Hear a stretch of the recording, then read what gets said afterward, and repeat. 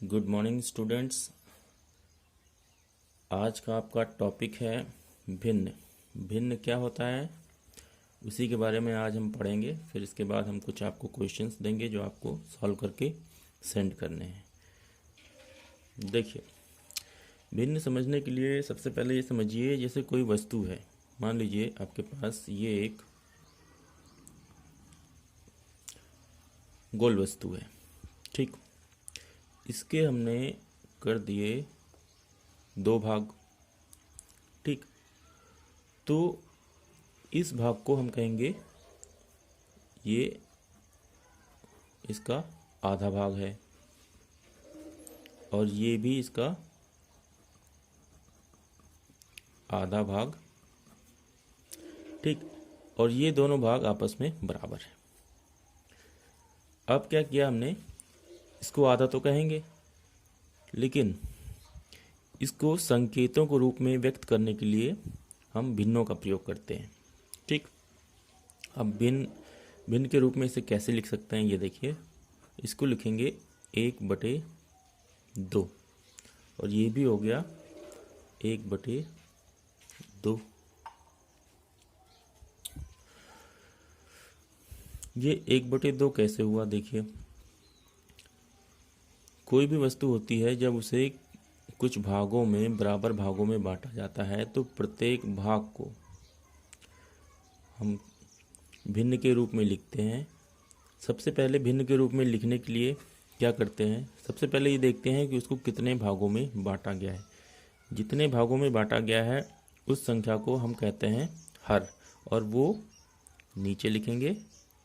और उसमें से जितना भाग हम ले लेते हैं उसको लिखेंगे ऊपर, उसको कहते हैं अंश। ये अंश हो गया, ये हो गया हर।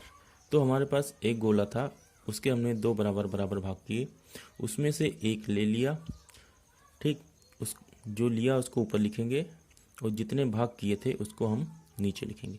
तो ये जो भिन्न बन के आया हमारे पास, ये प्रदर्शित करेगा इस भाग को, इस एक भाग को, ठीक। ये इसको भी प्रदर्शित करेगा, ठीक। एक एग्जांपल और ले लेते हैं। ये देखिए, अभी हमने दो भाग किए थे, अब करते हैं इसके 4 भाग। ये इसके हमने 4 भाग कर दिए, ठीक। और चारों भाग आपस में बराबर हैं, ठीक। तो ये चौथाई भाग हो गया, ये चौथाई भाग हो गया, ये चौथाई भाग हो गया और ये भी चौथाई भाग हो गया। अब क्या करते हैं, इसमें से हम ये वाला भाग हमें प्रदर्शित करना है कि इस पूरे में से ये भाग कितना है। तो इसको भी हम भिन्न के रूप में प्रदर्शित करेंगे। तो इसके लिए सबसे पहले क्या करेंगे, जितने भाग हमने कुल हैं इसके, वो नीचे लिखेंगे। 1 2 3 4, ये यहाँ पे लिख दिया, ये हो गया हर, ठीक। इसमें से जितने भाग लिए वो ऊपर लिख देंगे, ये एक ले लिया, ठीक। तो ये जो संख्या बन गई 1/4, ये प्रदर्शित करेगी इसको, 1/4 को, 1/4, ठीक। अब क्या करते हैं, इसके दो भाग ले लेते हैं, ये और ये। तो इन दोनों भागों को दिखाने के लिए हम क्या करेंगे, जितने भाग लिए हैं उसको ऊपर रखेंगे और कुल जितने भाग हमने किए थे उसको रखेंगे नीचे, ठीक। तो 2/4 ये इसके इन दोनों भागों को शो करेगा, ठीक। अगर मान लीजिए अब हम इसके 3 भाग ले रहे हैं, ये भी ले रहे हैं, ठीक।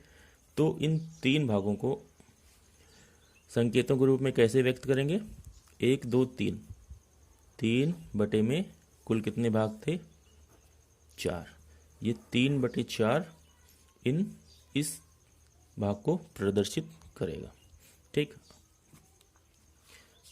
अब देखिए, अगर हम इसमें से 4 भाग किए और चारों के 4 ले लिए, तो इसे हम लिखेंगे 4/4।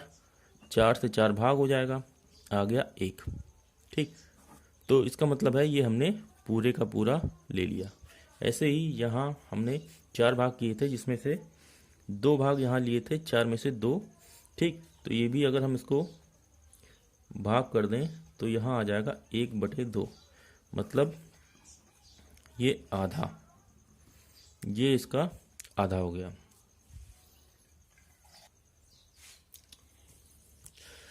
एक एग्जांपल और लेके इसको समझते हैं भिन्न को। मान लीजिए हमने ये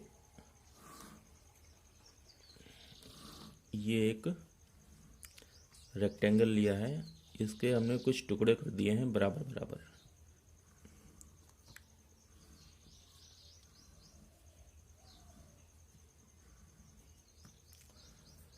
कितने भाग हो गए? 1 2 3 4 5 6 7 8, 8 भाग बराबर के हो गए। इसमें से हमने ले लिए हैं 1 2।